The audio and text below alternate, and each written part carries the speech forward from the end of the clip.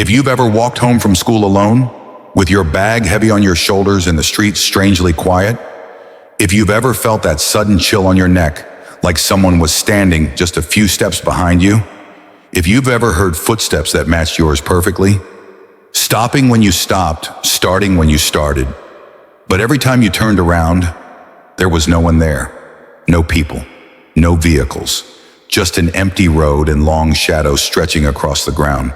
And yet, that feeling didn't go away. Your heart started beating faster for no reason. Your hands felt cold. Your instincts screamed at you to walk faster, but you didn't know why. You told yourself it was just your imagination, just fear, just a long day at school. But deep down, you knew something wasn't right. Because some presences don't make noise. Some don't show faces. Some don't exist like normal people do. They follow silently. They watch patiently. They wait for the moment when you are completely alone. So if you've ever experienced that feeling, then trust me, you were not alone.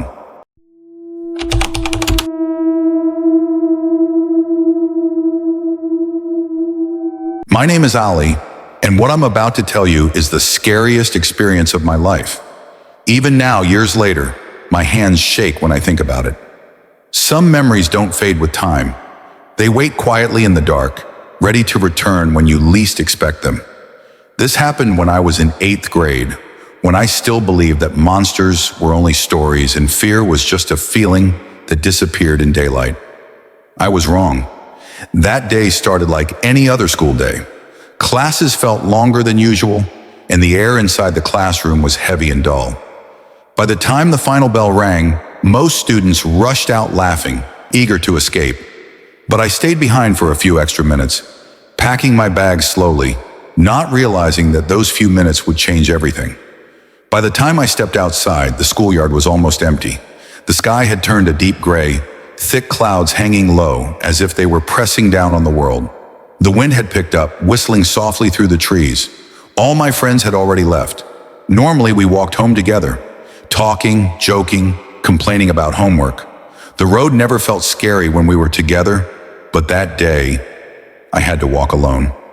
As I stepped outside the school gate, a strange feeling crawled up my spine. It was subtle at first, just a sense of discomfort, like when you feel eyes on you without seeing anyone. I stopped and looked around. Nothing. The road stretched ahead of me, empty and quiet. Tall trees lined both sides, their branches swaying gently. I told myself, it's just your imagination. You're tired. I adjusted my bag and started walking. With every step, the world seemed to grow quieter. Too quiet. The usual sounds were gone. No distant traffic. No birds. Not even the barking of dogs. Only the sound of my own footsteps echoing against the road. Tap, tap, tap. That's when I heard it. Another set of footsteps. Behind me. At first, I thought it was just an echo. But the rhythm was wrong. Mine were light and quick. These were slow, heavy, deliberate. I stopped walking. The footsteps behind me stopped too. My heart skipped a beat. I waited. The silence felt thick, like it was pressing against my ears. Slowly, I took one step forward. So did the footsteps. My mouth went dry. I didn't want to turn around. Something inside me warned me not to. But curiosity and fear won. Very slowly, I turned my head. In the middle of the road, about 20 feet behind me, stood a tall, dark shadow. It wasn't a person. I knew that instantly. It was too tall, too thin. Its shape didn't feel right. There was no face, no eyes, no mouth, just a pitch-black form, standing perfectly still, watching. My breath caught in my throat. I blinked hard, rubbing my eyes. When I looked again, it was gone. The road was empty. My legs felt weak. See? I whispered to myself. Just imagination. But my body didn't believe it. A deep fear settled in my chest, heavy and cold. I started walking faster. Tap, tap, tap. The footsteps returned. Closer now. I broke into a run. So did they. But something was wrong. The sound behind me wasn't normal running. It was uneven, scraping. like something dragging itself across the ground. My breathing became rapid. My chest burned. I whispered, "God, please help me." The wind grew colder. Suddenly, something yanked my school bag from behind. Hard. I screamed and spun around. There was no one there. My bag slipped from my hands and hit the ground. On it was a dirty handprint. Not human. The fingers were too long, the palm too wide. I didn't wait. I ran. I didn't stop until I reached my house.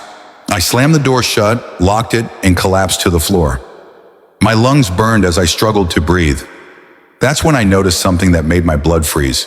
My shoes were covered in wet mud, thick, fresh, but the rain hadn't even started yet. After that day, I didn't tell anyone what happened. Who would believe me? But strange things started happening. At night, I heard footsteps outside my window, slow, dragging. Sometimes I woke up feeling watched. Once I found muddy footprints leading up to my bedroom door. But the door was locked. I stopped walking alone, stopped staying late at school, stopped feeling safe, because whatever followed me that day never truly left.